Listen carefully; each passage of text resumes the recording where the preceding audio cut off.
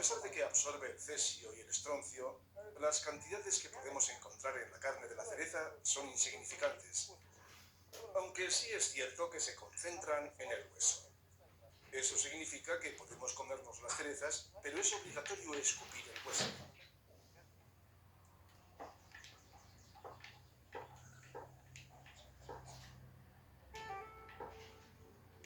Leonid cruza la ciudad todas las mañanas para llegar a su laboratorio, instalado en un antiguo centro médico.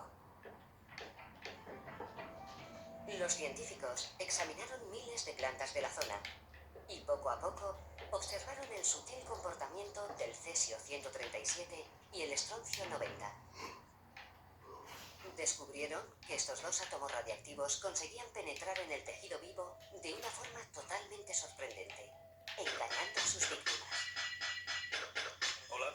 Hola. ¿Qué pruebas tenemos que hacer hoy? Tenemos que analizar las hojas de abedul. Las muestras provienen del bosque rojo. Solo tengo que pesarlas y estarán listas.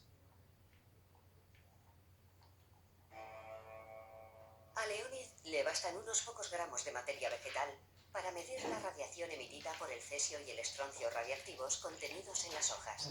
Cada uno de los elementos tiene unas propiedades específicas en cuanto a frecuencia y fuerza.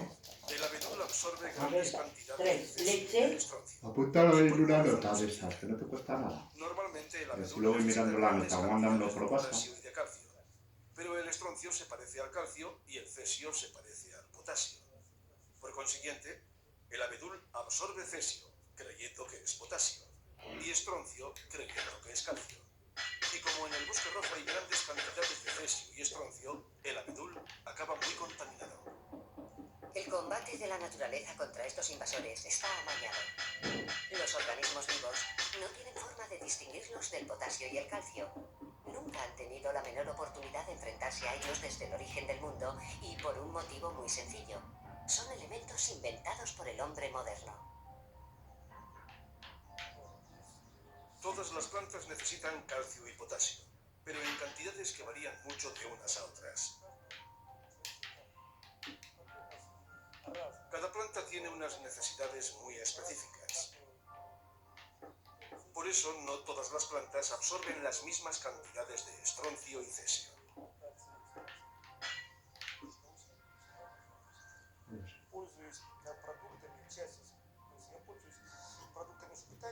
Yo como las hortalizas que planto yo mismo en mi huerto. En cuanto empecé a trabajar en mi laboratorio, analicé uno a uno todos los productos de mi huerto. Acedera, patata, col, rábano, tomate, cebolla y pepino. Y llegué a unas conclusiones muy precisas. Tras estudiar los resultados de esos análisis, decidí eliminar ciertas frutas y hortalizas de mi huerto: la uva, la acedera y la grosella negra.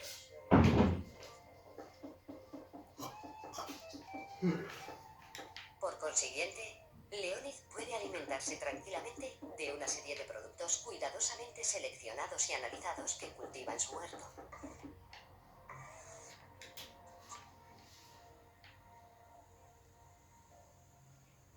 Pero la situación es completamente distinta para la fauna de la zona de exclusión, que ingiere alegremente miles de átomos de cesio y estroncio a diario.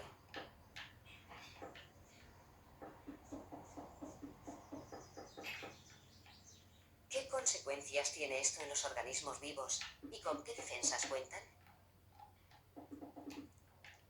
Carl Magnus Larsson, de la Agencia de Radioprotección sueca, conoce las respuestas a estas preguntas, puesto que coordina los trabajos de investigación de más de 30 laboratorios europeos.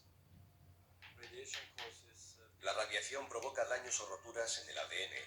Estas rupturas pueden ser causadas directamente o a través de la aparición de radicales libres. Pero a su vez, la naturaleza ha creado mecanismos de reparación que limitan los daños sufridos por el ADN. Uno de los principales sistemas de reparación está basado en el hecho de que los cromosomas están constituidos por dos hebras prácticamente idénticas entrelazadas en una doble hélice. Y una de ellas servirá de modelo para la que ha resultado dañada. La maquinaria molecular sustituye los elementos que faltan comparando las dos hebras gen a gen. En cuanto falta una pieza de un cromosoma, la sustituye.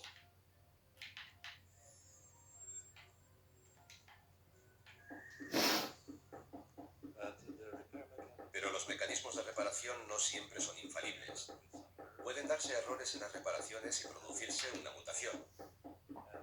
En ese caso, la célula puede llegar a morir, o por el contrario, puede seguir multiplicándose, lo que significa que la mutación continuará existiendo. Si hay unos animales expuestos a la radiactividad, son sin duda los ratones que viven en el bosque rojo. Viven a nivel de suelo y están sometidos a altos niveles de radiactividad externa, procedente de la tierra y de la vegetación, que se suma a la radiactividad interna procedente de su dieta y que les bombardea 24 horas al día, 7 días a la semana.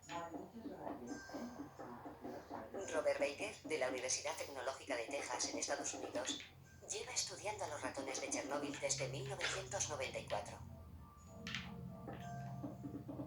En su laboratorio guarda una colección de miles de muestras cuidadosamente conservadas de animales de la zona de exclusión, que pone a disposición de científicos de todo el mundo.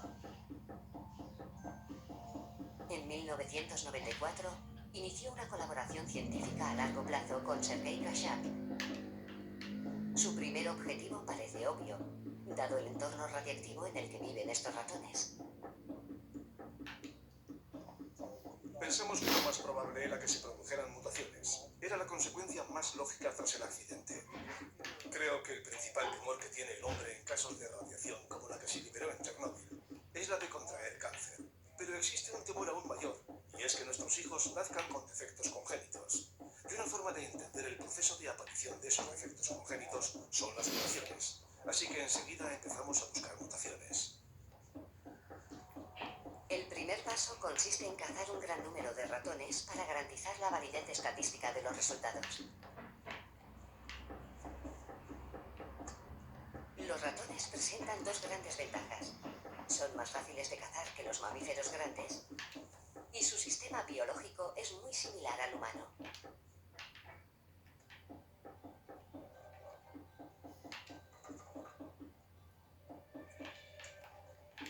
La siguiente fase del estudio se llevó a cabo en Slavutich, en el laboratorio de radioecología de Sergei, creado en 1999 para poder estudiar el efecto de la radiación en el medio ambiente.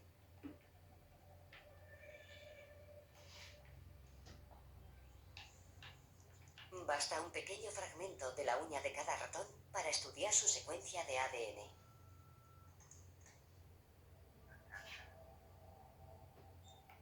Estas muestras se introducen luego en una incubadora hasta que llega el momento de enviarlas al laboratorio tejano de Robert Baker.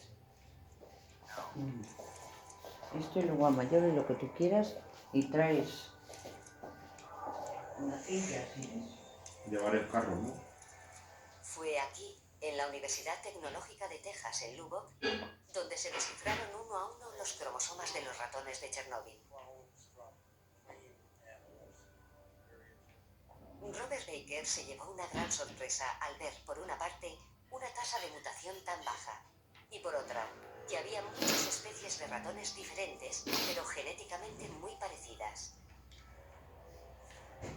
Finalmente, el equipo de científicos encontró la explicación al misterio.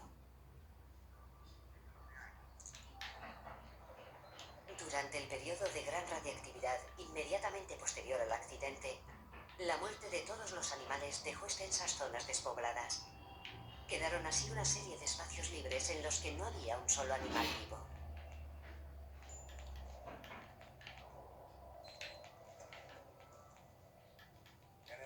Cuando el entorno se estabilizó y la radiación fue lo suficientemente baja como para no Los carros representar caen una ya en amenaza la para su terraza, vida, ¿eh? los animales pudieron regresar a sus hábitats habituales. Empezaron a nacer nuevas crías. Todas las especies consiguieron sobrevivir y desarrollarse en sus hábitats anteriores, a pesar de que cumplían todo su ciclo vital en su entorno radiactivo. En estos momentos producen esperma y huevos, prosiguen con su desarrollo embrionario y se reproducen. Continúan con su ciclo vital igual que antes, aunque ahora lo hacen en un entorno radiactivo y, por lo que sabemos, sin mayores problemas. Especies de ratones muy próximas genéticamente a las exterminadas después de la catástrofe volvieron a colonizar habían quedado vacíos después del accidente. Se mezclaron entre ellas y se extendieron por toda la zona de Chernóbil. Esta situación pudo haberse repetido con muchas otras especies animales en Chernóbil.